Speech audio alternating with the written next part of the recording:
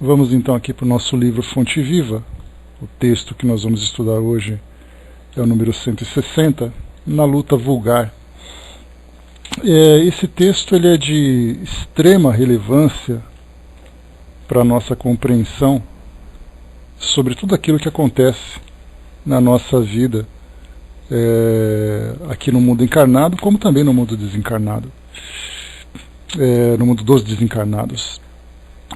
Da mesma forma também daquilo que diz respeito à nossa vida pessoal, individual, à nossa vida familiar e à nossa vida coletiva, nessas três esferas que nós existimos, né? Então, na luta vulgar, nós temos aqui uma das cartas de Paulo aos Gálatas, capítulo 6, versículo 7, que diz assim: pois tudo aquilo que o homem semear, isso também ceifará. Então já mostra para nós sobre a lei de causa e efeito, que embora ela seja bastante comentada, bastante falada no nosso meio de estudos, ela é muito pouco compreendida, porque nós aplicamos essa lei nos grandes eventos, nos grandes acontecimentos da nossa vida. Nós nos preocupamos muito com as questões do confronto com a nossa própria consciência no mundo espiritual, nos preocupamos com a programação reencarnatória, onde nós incluímos elementos de provas e expiações, mas nós não nos preocupamos com tudo aquilo que acontece nas questões sutis, simples do nosso dia a dia, da forma como nós nos comportamos, da forma como das decisões que nós tomamos, da forma como nós nos relacionamos uns com os outros. E isso acontece, isso vem para nós como resultado a curto prazo, algo que vem de uma forma imediata, há situações que acontecem a médio prazo, vai se desenrolando, se desdobrando situações até chegar para nós ali as consequências, e depois aquilo que vem a longo prazo, que demanda tempo de amadurecimento, de maturação, até chegar para nós ali as consequências. De um modo geral, quando nós falamos em causa e efeito, essa lei que rege as nossas vidas, a nossa grande preocupação é sempre focar aquilo que chega para nós de um modo negativo. Então nós pensamos que se eu faço alguma coisa, o castigo virá. Se eu deixo de fazer alguma coisa, uma dor virá ali chamar a nossa atenção. Porém, a lei de causa e efeito, ela também premia aquele que tem uma boa semeadura, aquele que pratica as suas melhores ações, aquele que faz as suas escolhas de uma forma consciente, de uma forma racional, de uma forma, escolhas envoltas em amor, em caridade. Então, a lei de causa e efeito ela é neutra, e ela simplesmente vai responder ao estímulo que a desencadeia. Então, importante para nós, principalmente no contexto atual em que nós nos encontramos, e não apenas aqui no nosso país, nessa crise econômica, social, política, moral em que nós nos encontramos, mas, de um modo geral, pelo mundo todo. Todos os países passam por situações assim, em que parece que a humanidade está sempre enfrentando ali dificuldades. Dificilmente nós vamos encontrar um lugar que possa ser classificado como o paraíso na Terra. Mesmo aquele que apresente uma situação econômica estável, uma segurança material para a população, ainda assim elas continuam enfrentando ali todas as suas dificuldades, as suas crises, não oferecendo essa felicidade esperada, mesmo diante dessa boa estrutura material que é apresentada. Isso, na verdade, é uma característica natural do nosso mundo hoje. Quando se fala que nós estamos num mundo de provas e expiações, dificilmente nós vamos encontrar oásis que representem para nós ali aquele pequeno pedaço de paraíso, O Arnaldo colocou, né, que transformamos o princípio hermético de causa e efeito, e isso redundou em uma lei, e até mesmo perversa, né? Voltamos ao olho por olho, dente por dente. Penso que ainda precisamos de algo como lei a nos limitar, e a lei do amor é expansionista. De um modo geral, né, Arnaldo, a gente tem que lembrar que no mundo como o nosso, a dor ela é muito mais presente do que a felicidade, do que esse estado de felicidade. Então, sempre temos ali uma dificuldade relacionada ao campo material, ao campo afetivo, ao campo social. Então, pelo fato de estarmos constantemente enfrentando essas mazelas, enfrentando todas essas dificuldades, quando se fala nesse princípio da lei de causa e efeito, né, que acabou sem dúvida nenhuma se transformando em lei, muito mais por uma questão de hábito, né, do que, até porque nós nem entendemos muito bem o que vem a ser essas leis morais, né? Até porque quando nós falamos dos temas estudados pela doutrina, na questão das leis morais que Kardec trouxe para nós, ele colocou como leis exatamente esses princípios que são fundamentais, que imobilizam, que regem as nossas vidas. Então chamamos de lei simplesmente por ser alguma coisa definitiva, e não simplesmente uma lei, como é classificada nos nossos códigos, né, civis aqui do nosso planeta, leis que te obrigam a fazer alguma coisa e, como consequência, te trazem uma punição se houver uma infração. Então, quando nós falamos de leis morais, nós falamos também daquela lei muito mais educativa do que punitiva. Essa educação também vem através dos benefícios que nós recebemos. Podemos fazer uma comparação de um aluno numa sala de aula, em que a lei significa você precisa atingir uma determinada média para que você seja aprovado. Se você não atingir essa média, virá punição do processo de recuperação e até mesmo da reprovação. Mas se você consegue cumprir essa lei, virá como consequência a sua aprovação e o mérito do seu esforço, né? Então, quando nós falamos de lei de causa e efeito, falamos simplesmente de um princípio que rege nossas vidas, que é muito natural. Claro que muitas dessas situações que nós encontramos, elas não podem ser classificadas ou apresentadas de um modo didático, escritas. Se você sorrir para alguém, alguém vai sorrir para você. Se você fizer bem para alguém, alguém vai fazer bem para você. Isso não pode ser classificado. Mas quando nós começamos a entender essas leis morais, que são de princípio divino, né? De princípio sustentado, né, por esse princípio fundamental do amor. Então nós vemos ali que toda ação gera uma reação. E essa reação, ela virá em nosso benefício ou virá para despertar a nossa consciência diante de um erro, de um equívoco que foi praticado.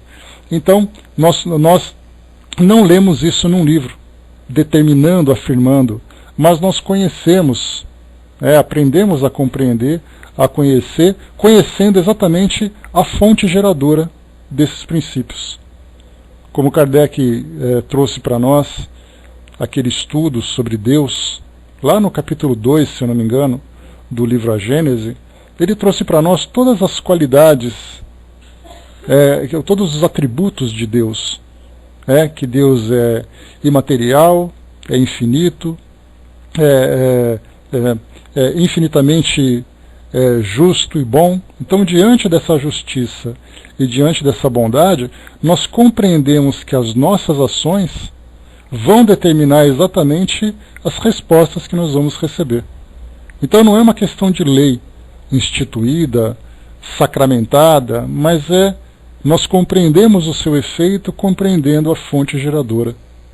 Então, se nós entendemos exatamente qual é a natureza de Deus, ainda que seja de uma forma muito precária, de uma forma muito incompleta, muito superficial, já que da nossa posição não conseguimos entender exatamente qual é a extensão dessa inteligência, a gente, claro, extrapola a nossa imaginação, deixa a nossa imaginação voar para tentar entender exatamente qual é o tamanho de Deus, qual é exatamente a natureza de Deus.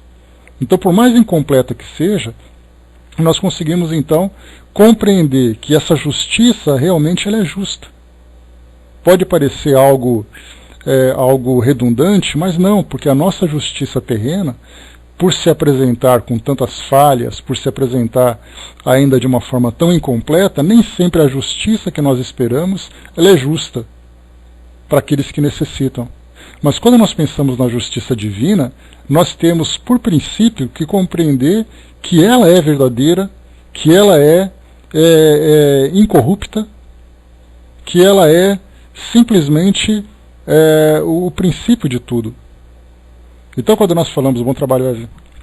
Então quando nós falamos sobre essa lei de causa e efeito, nós entendemos a princípio, né, que ela está submetida a essa justiça suprema.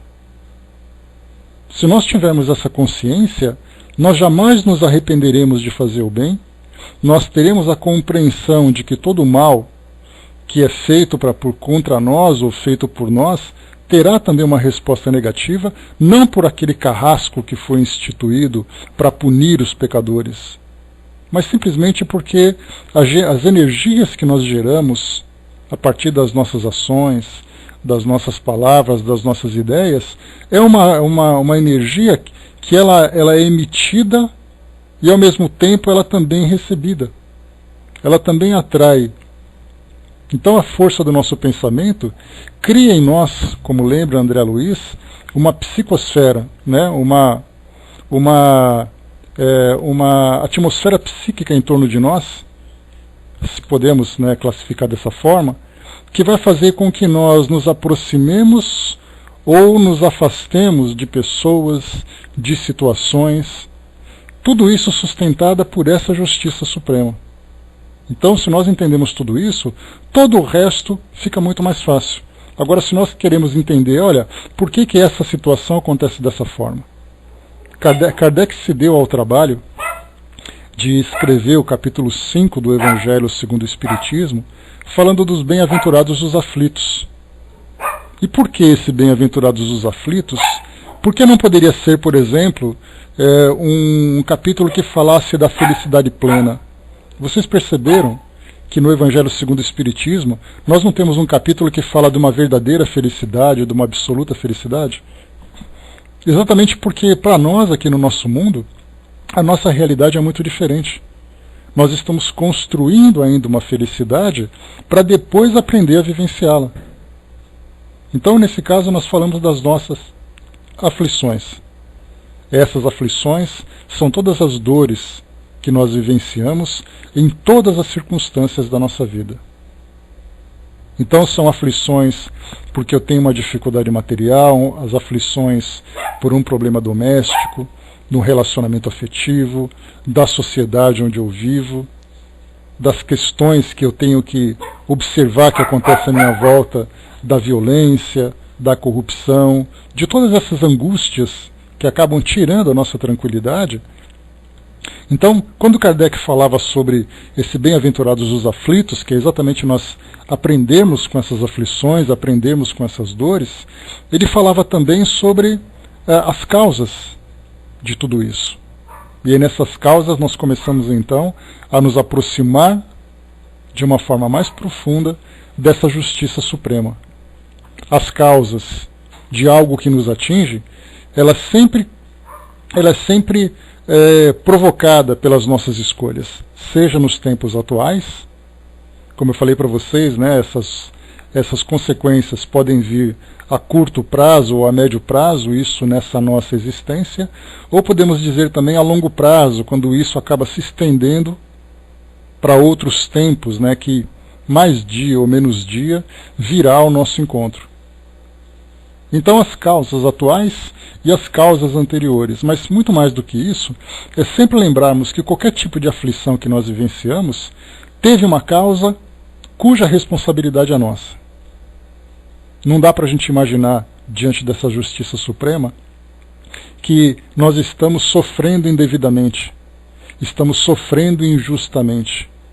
É uma justiça muito diferente dessa que nós estamos acostumados a perceber na nossa sociedade, onde nem tudo atende às nossas expectativas ou às nossas necessidades. Vamos ler aqui rapidamente esse texto, porque ele traz para nós aqui muitas informações interessantes sobre situações simples do nosso cotidiano, né? Como eu disse para vocês no início, a gente está muito habituado a falar de lei de causa e efeito quando a gente fala sobre o espírito desencarnando e sofrendo no mundo espiritual, passando pela perturbação, aquela dificuldade de adaptação a essa realidade do mundo espiritual, ou então nós podemos falar sobre as nossas reencarnações futuras, daquelas em que a lei de causa e efeito vem traçar para nós um projeto onde nós aprenderemos, lamentavelmente, com dores, com privações e tudo mais. Mas, muito mais do que isso, eu falei para vocês sobre a lei de causa e efeito, atuando nas situações simples do nosso dia a dia. Coisas comuns. Eu acordo, abro a porta da minha casa, saio na rua, vou me relacionando com as pessoas, vou cumprindo os meus compromissos, e cada uma dessas situações, por mais insignificante, por mais rotineira que ela possa parecer, ela é para mim uma oportunidade em que eu vou gerar uma resposta para aquilo que eu estou fazendo. Se nós não valorizarmos tudo isso, então significa que nós vamos criar para nós um sofrimento natural. Se nós atendermos a essas nossas responsabilidades, sem dúvida nenhuma nós teremos uma resposta também positiva, já que a lei de causa e efeito ela é neutra, ela vai responder ao estímulo que foi enviado. Então vamos lá para o nosso texto, para a gente poder compreender um pouquinho mais.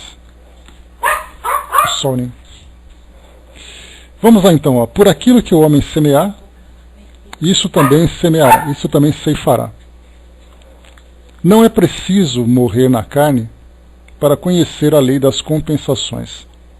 Essa frase aqui ela é de início de extrema importância para nós.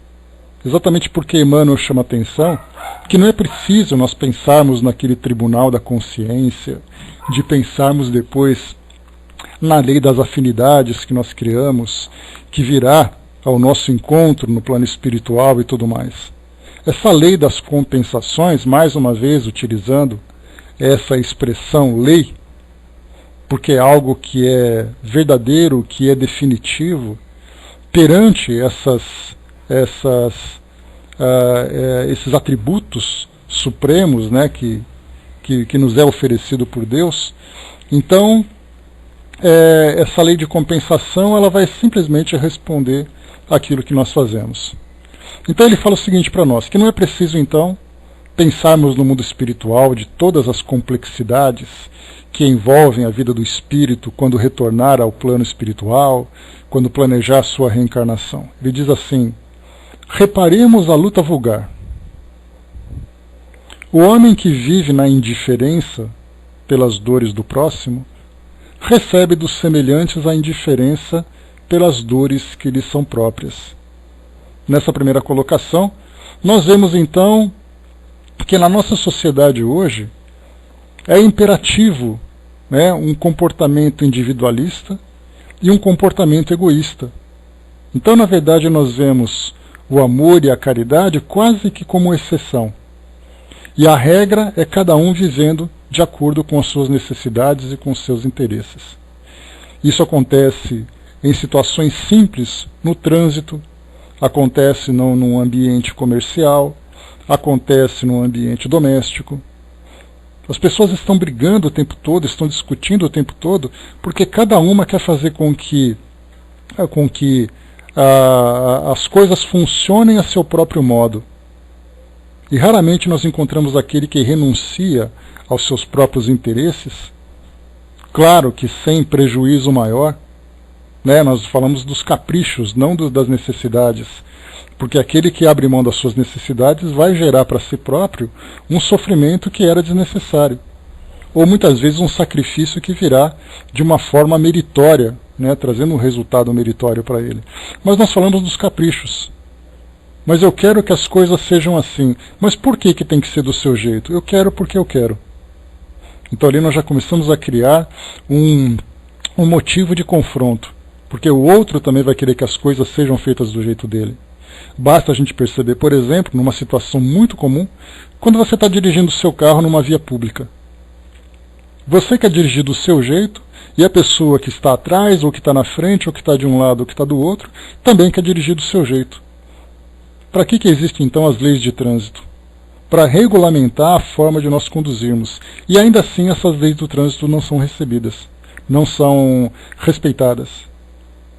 É daí então que nós vemos ali todos os acidentes, todos os problemas, todos os aborrecimentos, porque cada um quer fazer a coisa do seu jeito. Na vizinhança, para quem mora em edifícios, que tem ali naquele condomínio com muitas famílias vivendo juntas, nós temos ali que o uso do elevador, o uso de um espaço público, de um playground, no estacionamento, num corredor, sempre tem motivo de vivenciar esse tipo de situação. Ninguém respeita horário, ninguém respeita quem mora em cima ou quem mora embaixo, não tem questão com barulho, questão de animais domésticos. Quando você está brincando, o outro briga, o outro xinga. Não são situações comuns do nosso dia a dia? Essa indiferença, não apenas pelas dores do próximo, mas também pelas próprias necessidades do próximo, vai fazer com que essa lei de compensação também responda da mesma forma, porque as nossas necessidades e as nossas dores também serão ignoradas. Isso é uma característica natural dessa lei. Então a gente vê que não precisa pensar em grandes e complexas situações do mundo espiritual. No dia a dia, nesse momento, nós temos a oportunidade de fazer alguma coisa, ou deixarmos, ou podemos conter os nossos impulsos para não fazer alguma coisa que vai gerar alguma complicação. Nesse instante que nós estamos conversando aqui agora. Ele diz assim: afastemo-nos do convívio social e a solidão, afastemo-nos do convívio social e a solidão deprimente será para nós a resposta do mundo. Quantas vezes nós vemos nesse individualismo pessoas que dizem assim: olha, eu cansei de ficar vivendo junto com outras pessoas que causam tantos problemas, pessoas que são egoístas, eu preciso ficar dentro da minha casa cuidando da minha vida. Esse isolamento, sendo que da nossa natureza nós somos seres que necessitamos do convívio social, quando nós nos isolamos, nós infringimos uma das leis fundamentais da natureza humana, que é a socialização. Se nós não nos socializamos, naturalmente nós começaremos a sentir o efeito da solidão. E a solidão, ela é geradora de muitas psicopatologias que transformam a nossa vida. Né? Exatamente, né, Miriam? Também. Então nós temos ali aquela decepção que você tem com o outro, a decepção que você tem com as situações, aí você se isola. E você se isola como se isso não fosse te trazer nenhuma consequência. Porque o isolamento te impede de se socializar, da mesma forma que o isolamento te impede de conviver com o outro, não te sensibiliza com a dor do seu semelhante, e você não se dá conta que as suas dores também se tornarão insensíveis diante da visão dos outros. Então esse nosso isolamento traz consequências. E infelizmente nós observamos isso como uma coisa muito natural na nossa sociedade hoje. E é um isolamento que muitas vezes não é intencional. Ele acaba vindo muito mais pelo medo, pelas preocupações, pelas situações do nosso dia a dia, do que pelo isolamento egoísta propriamente dito, como lamentavelmente nós encontramos também. Mas de um modo geral as pessoas se fecham dentro dos seus próprios mundos, não apenas do seu mundo material, mas também no seu mundo íntimo, como uma resposta, como um reflexo daquilo que ela observa na sociedade que para ela provoca muitas dores. Só que isso tem seu preço. A Norma lembrou ali, né, nos colocamos sempre como vítimas em relação ao sofrimento, né? Pois exatamente porque nós nos esquecemos dessa lei suprema que diz para nós que se há um sofrimento, houve uma causa. É mais ou menos igual nós observarmos aquilo que acontece no nosso corpo. Se por acaso eu sinto uma dor, eu sinto febre, eu tenho um sintoma que para mim é doloroso, eu tenho que buscar exatamente a causa disso tudo. E trabalhá-la, tratá-la para que ela possa, para que possa interromper esses efeitos negativos. A Sandra colocou: você se torna uma pessoa metida e antipática sem ser. Exatamente porque é o comportamento que nós temos, né? O meio, sem dúvida nenhuma, nos influencia de uma forma muito direta. Existe uma expressão que diz que nós somos frutos do meio. E somos, de fato. Mas depende do meio em que nós estamos inseridos, depende da forma como nós aceitamos a influência desse meio.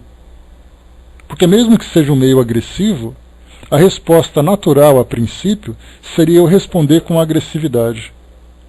Se eu tenho essa maturidade espiritual, os meus valores solidificados, entendendo exatamente tudo isso, eu posso neutralizar tanto quanto possível os efeitos negativos dessa influência. Então, na verdade, nós temos que pensar sempre assim, o que o meio faz contra mim, mas eu tenho que pensar também o que eu faço contra o meio. A Miriam lembrou ali, né, perdemos mais tempo administrando a decepção do que fazendo algo para que as coisas fluam. É uma característica do nosso meio, né? Por isso que a gente lembra sempre que, chegamos até a comentar sobre isso num estudo anterior, quando nós falamos assim que a nossa vida ela é tão turbulenta que todas as oportunidades que nós temos de construir o nosso futuro, de construirmos a nossa felicidade, acaba sendo atrasada porque nós passamos o tempo todo resolvendo essas dificuldades. É mais ou menos, né, de uma forma meio prática e triste também, é quando nós vemos, por exemplo, o que acontece no nosso sistema político. Nós vemos os nossos políticos perdendo tanto tempo com investigação de corrupção que eles não produzem. Eles não têm tempo para produzir porque é um escândalo atrás do outro. É um interesse pessoal atrás do outro. E, por consequência, se todos pudessem juntar seus esforços para poderem produzir e construir uma sociedade melhor, nós rapidamente nos modificaríamos. Mas a mesma coisa que acontece nesse sistema público que nós vemos, acontece também na nossa vida pessoal. Quando, por exemplo, dentro de uma relação familiar, nós vemos ali pais e filhos, cônjuges, discutindo uns com os outros, por causa de interesses banais, por causa de uma indiferença, por causa de uma agressividade, por causa de um relaxo, por causa de uma preguiça, se perde tanto tempo discutindo esses pequenos detalhes que a família não se desenvolve. Por causa de um controle remoto, Dudu. Por causa de um programa na televisão, por causa de uma peça, um objeto de casa fora do lugar, sendo que seria tão simples se cada um se dedicasse a essas pequenas tarefas de interesse coletivo para provocar esse bem-estar, que nós lamentavelmente vemos as pessoas discutindo. Aquele tempo que você passa numa discussão, imagina as pessoas trocando ofensas, por exemplo, ou trocando palavras ásperas, palavras ácidas, durante 30 segundos. Apenas 30 segundos de duração de uma discussão. Não precisa ser aquela discussão de vários e vários minutos, não. 30 segundos em que um virou a cara para o outro, isso vai demorar horas para se dissipar, se não dias. Aquele que fica assim, outro 3, 4, 5 dias um de bico com o outro, por causa daqueles 30 segundos, ou seja, 3, 4, 5 dias completamente desperdiçados numa tarefa de construção coletiva.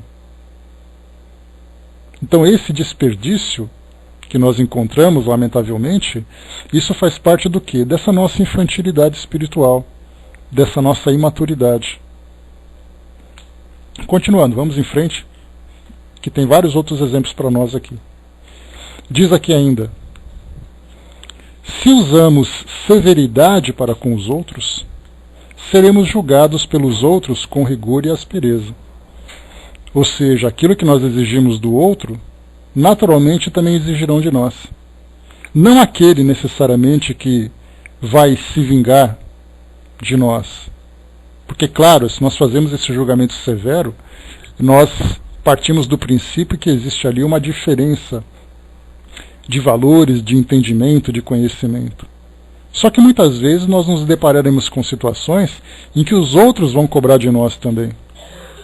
Como, por exemplo, mais uma vez utilizando o exemplo da lei do trânsito, se eu estou dirigindo e eu começo a criticar todo mundo, que a minha volta não satisfaz aos meus interesses, eu inevitavelmente não vou perceber que eu também vou incomodar os outros e os outros vão dar aquela buzinada atrás de mim. E eu, claro, com a minha arrogância, eu vou achar que ele está errado e que eu estou certo. Então nós perceberemos o quê? Quanto maior é a nossa intolerância, mais intolerável nós também nos tornamos. Quanto mais generosos nós somos, maior é a generosidade que nós recebemos. Isso porque existe essa mudança dentro de nós. Né? Mas, como eu falei para vocês, eu comentei sobre isso agora há pouco, faz poucos minutos que eu comentei, nesse instante em que nós estamos conversando, nós encontraremos situações assim. Porque você não precisa criar uma situação com toda ali aquela introdução, meio e final. É agora, nesse instante. Eu estou falando com vocês aqui agora, tem um caminhão de gás passando ali na porta, de repente ele está incomodando alguém que é intolerante, que está reclamando, que já estragou o dia dele, que já estragou o dia de outra pessoa também. E nós vamos passar o dia inteiro angustiados, amargurados, por uma situação banal. Porque nós criamos esse espírito de intolerância. Tem muita dificuldade em desculpar, em dissolver uma sensação de mágoa. É uma questão de trabalho pessoal. Cada um de nós precisa encontrar um meio de dissipar essas situações, porque do contrário nós não apenas vamos nos envenenar com esses sentimentos, como também vamos contaminar os outros. Lembra daquela passagem de Shakespeare? Guardar ressentimento é você tomar veneno esperando que o outro morra. Só que na verdade o envenenado é você mesmo. Então isso é muito natural para todos nós, e é uma dificuldade que nós encontramos.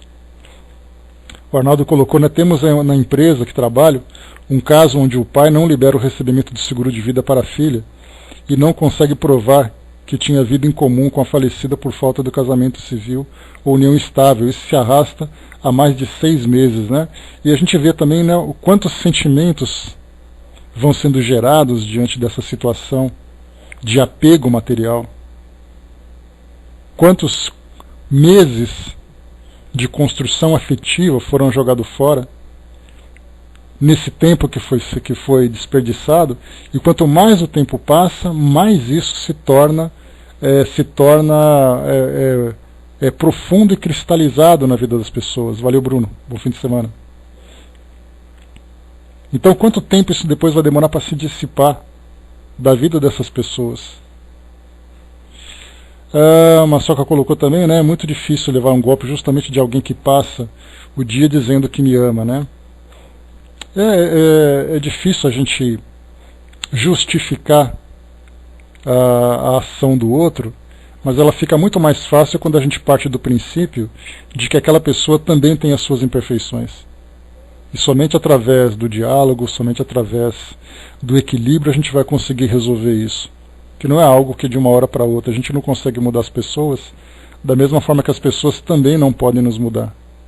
E são experiências difíceis, principalmente nas relações mais próximas. Continuando aqui, pessoal, vamos lá. Mais um exemplo trazido por Emmanuel. Se praticamos em sociedade ou em família a hostilidade e a aversão, entre parentes e vizinhos encontraremos a antipatia e a desconfiança. Aqui ele já fala desse nosso círculo mais íntimo. Se por acaso nós criamos essas situações no nosso ambiente íntimo, tenhamos certeza que nós atrairemos para nós também situações semelhantes vindas de outras pessoas. Porque nós temos aquela situação de ditadura familiar, em que alguém dentro da família se impõe como um ditador, como um tirano, controlando, agredindo, e os outros, claro, acabam se submetendo a essa tirania, exatamente porque a agressividade depende da natureza de cada um. E nós não temos, se nós não temos essa agressividade, nós não conseguimos responder, ainda bem, da mesma forma. Mas certamente aquele que é o tirano vai encontrar também uma tirania à sua volta. Vai receber esse mesmo tipo de resposta de outros que também se colocam como tiranos. E aí então é aquela cadeia, aquele círculo vicioso, é aquela cadeia de eventos, né, onde o mais forte sempre subjuga o mais fraco. Porque muitas vezes aquele que é o tirano dentro de casa acaba sendo submisso fora de casa. Porque existe aquele que é um tirano maior. A novela nada mais é do que o reflexo daquilo que acontece no cotidiano, né, Dudu? Tem um programa muito interessante chamado... qual é o nome dele, meu Deus do céu? Ofício em Cena, né? O Ofício em Cena, ele é um programa de entrevistas que passa no canal Globo News, com entrevista a profissionais que atuam na televisão, atores, diretores, produtores e outros profissionais, e aí então eles vão dando as suas entrevistas. E aí esses dias houve uma entrevista interessante com uma escritora, uma autora de novelas, me esqueci o nome dela agora. Eu gosto muito de assistir esse programa porque, como eu acho muito legal esse ambiente de televisão e cinema, ele traz para nós ali experiências interessantes desses profissionais. E ela então dizia assim que para poder escrever suas personagens, escrever ali o roteiro de um determinado programa, ela observa aquilo que acontece na vida e assiste também a outros programas que são produzidos a partir da observação dessas situações. Então o que a gente vê na televisão nada mais é do que o reflexo, algumas vezes potencializado, ou minimizado, ou romanceado, mas de situações comuns do nosso cotidiano. O que se vê na televisão é um reflexo do que nós temos aqui. Não, acho que é Maria Adelaide do Amaral o nome dela, eu acho. Se eu não me engano, não é Glória Pérez, não. É a Maria Adelaide do Amaral, eu lembrei o nome dela agora. Então ela falava exatamente sobre isso, ela falou assim, eu vou ao teatro, eu vou ao cinema, eu assisto aquilo que acontece para poder compor os meus personagens. E ela falava uma coisa interessante, ela falava assim, quando eu construo um vilão, eu boto para fora todos os meus bichos naquele vilão. Ou seja, os vilões da televisão são fruto da natureza perversa do ser humano, que muitas vezes compõe aquela personagem ou se identifica com ela quando assiste a um programa. Vemos então que é um reflexo natural da nossa sociedade. Continuando para nós aqui. Se insultamos nossa tarefa com a preguiça, nossa tarefa relegar-nos-á à inaptidão. Ou seja, a preguiça nos torna cada vez mais inaptos, porque é somente através do exercício do trabalho, do exercício da inteligência, que nós vamos nos aperfeiçoando. Se por acaso eu coloco a preguiça como pilar das minhas ações, das minhas atitudes, inevitavelmente eu vou ficar estagnado. E essa estagnação vai me trazer uma consequência nas minhas ações do meu dia a dia, a curto, médio ou longo prazo. E agora, a gente só tem falado de coisa negativa até agora que Emmanuel destacou, né?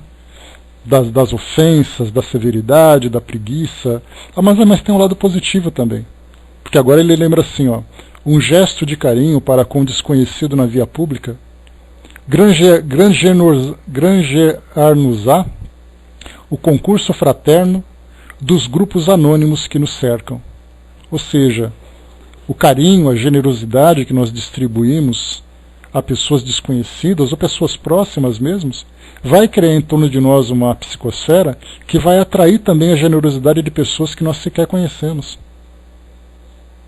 Porque nós criamos essa situação em benefício dos outros e também criamos, por consequência, em nosso próprio benefício. Então o gesto de carinho, o sorriso que você emite, você também vai receber de outros. Muitas vezes, nem sempre imediato, nem sempre de onde nós esperamos, mas virá exatamente de onde nós menos esperamos. Pequeninas sementeiras de bondade geram abençoadas fontes de alegria. Então, esse é um processo muito mais profundo do que aquilo que a gente está lendo agora, porque essas sementeiras de bondade, quer dizer, você semeia a bondade e ela vem como resposta à fonte de alegria. Mas, na verdade, nós percebemos que essa bondade ela é um reflexo de uma transformação interior. E essa transformação interior faz com que nós vejamos aquilo que existe de positivo no mundo. Somos nós que dissipamos de dentro de nós toda essa negatividade. Porque nós cultivamos a bondade, nós cultivamos o amor, cultivamos o carinho, cultivamos a alegria. Consequentemente, nós começamos a perceber essas cores que nós temos dentro de nós também no mundo. Nós começamos, pelo fato de nós exercitarmos essas virtudes, esses valores, esses bons sentimentos dentro de nós, faz com que nós naturalmente percebamos isso nas pessoas. E percebamos isso também de uma forma otimista no mundo que nos cerca, no mundo à nossa volta. Ele diz ainda, o trabalho bem vivido produz o tesouro da competência. Isso aqui é uma resposta, né, à preguiça. Se a preguiça traz para nós a inaptidão, pelo fato de nós ficarmos estagnados diante das oportunidades de trabalho e do exercício da inteligência, o trabalho bem vivido produz o tesouro da competência. Quanto melhor nós fazemos, mais nós nos aprimoramos. E quanto mais nós nos aprimoramos, melhor nós fazemos. O Zé colocou, né, quando freia o carro na rua, para alguém terminar a travessia, nota o retorno dessa cortesia. E é uma situação tão simples, né, Zé? A gente percebe que aquela piscada que dá no farol, ou aquela buzinada de gratidão que alguém dá quando você permite que ela tenha um acesso mais fácil, né, do que o nosso, numa via pública, ou uma pessoa que está caminhando, são respostas tão simples, mas que refletem exatamente um sentimento de gratidão. E que se nós pudéssemos viver isso no nosso dia a dia, no nosso cotidiano, nós teríamos respostas muito mais simples. Exatamente, Sil. E quando a gente pensa em gestos de amor, dá a impressão que nós estamos falando de grandes, né, beijo, sussurro. Nós estamos falando de grandes monumentos fraternos que acontecem na humanidade, aqueles dignos de aparecerem na televisão e documentários, de virarem filmes. Não. Se nós cultivarmos, né, aquelas palavrinhas mágicas, né, um bom dia, uma boa tarde, boa noite, com licença, por favor, desculpa, um sorriso, um gesto, se nós praticarmos tudo isso, como foi colocado para nós aqui, o trabalho bem vivido produz o tesouro da competência. E olha-se de baixo, atitudes de compreensão e gentileza estabelecem solidariedade e respeito junto de nós. Exatamente isso. Mais uma vez, atitudes de compreensão e gentileza estabelecem solidariedade e respeito junto de nós. A Norma colocou, né, quantas palavras de gratidão recebemos por dia, né? É o parâmetro dela para a gente ter uma ideia já também, né? O João colocou, né?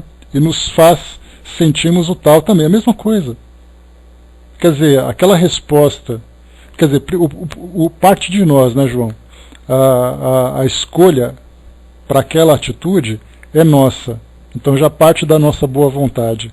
A resposta que aquela pessoa tem com aquele olhar, com aquele gesto, com aquele sentimento de gratidão, fortalece cada vez mais em nós esse tipo de conduta. Então, se nós fizéssemos isso todos os dias, chegará o dia em que nós veremos realmente o mundo a partir de uma perspectiva mais positiva, mesmo apesar das suas dificuldades. Mas nós veremos nessas dificuldades experiências necessárias e procuraremos soluções para poder resolvê-las. Continuando aqui para nós.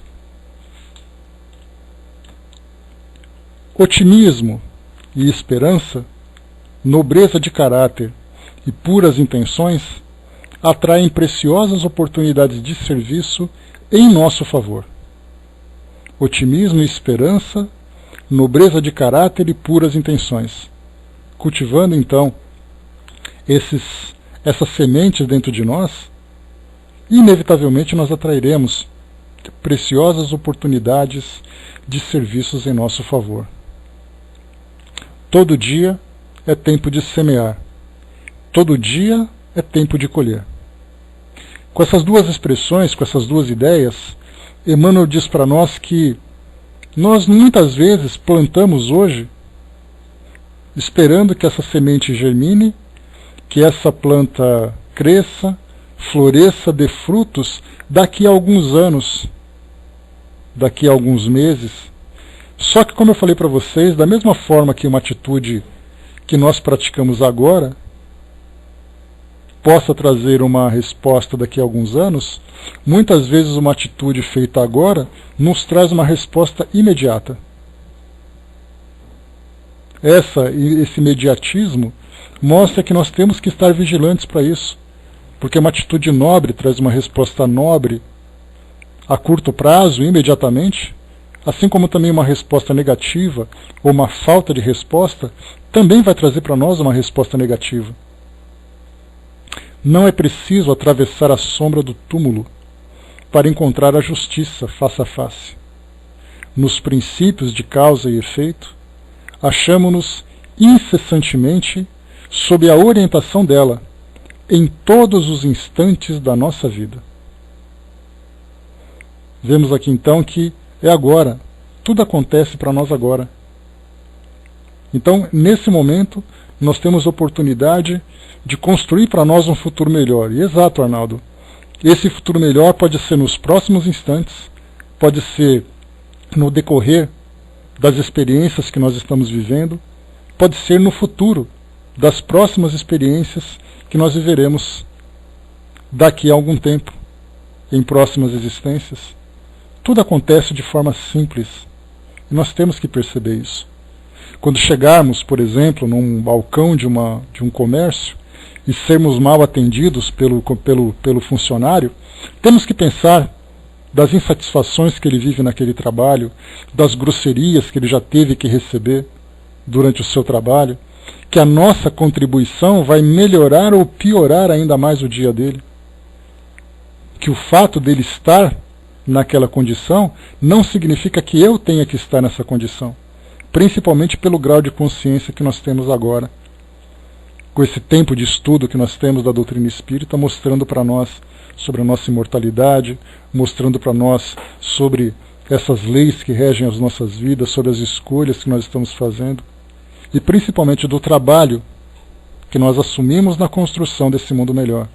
Pode parecer uma frase de fim de documentário, né? Vamos fazer um mundo melhor. Só que nós sempre esperamos que os outros façam um mundo melhor e nós esquecemos da nossa contribuição, que muitas vezes parece improdutiva. De pensar assim, né? Poxa, mas o que a minha educação, tratando uma pessoa hoje, vai fazer de diferença para transformar o mundo melhor? É aquela história, né? Uma grande tempestade que alaga, que destrói, começa com pequenas gotas.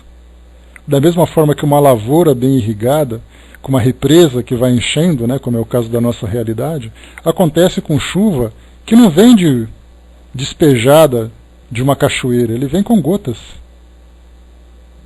Coisas simples, que vão fazer efeito agora, depois ou mais tarde. O Zé lembrou, né, eu que sou idoso e tenho alguma dificuldade para caminhar, por isso faço gentilezas no trânsito. Então, quer dizer, em qualquer situação. Para fecharmos aqui, então, Arnaldo colocou, né? Só temos como presente, né? Se aceitamos o presente que nos dão. O problema do outro é do outro, quando assumimos como resposta negativa. Entramos no campo vibracional do outro. Né? Sabe que muitas vezes também, nós lembramos, Arnaldo, que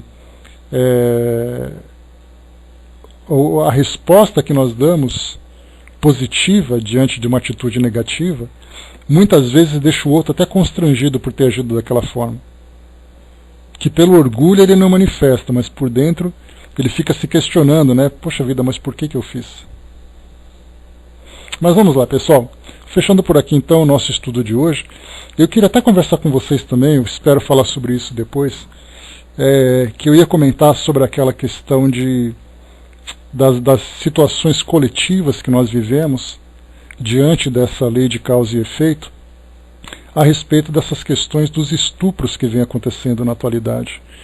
Né? Porque a gente vê o estupro, a gente vê a mobilização da sociedade para reprimir, para punir tudo isso, e nós estamos nos esquecendo de todo o pensamento que foi construído nesses últimos anos, com a erotização, com a sensualização, com a banalização dos laços afetivos, da intimidade das pessoas, que acaba culminando agora nesse desequilíbrio que nós estamos observando. Então tem situações bastante complexas para a gente conversar sobre tudo isso, que oportunamente a gente vai tratar desse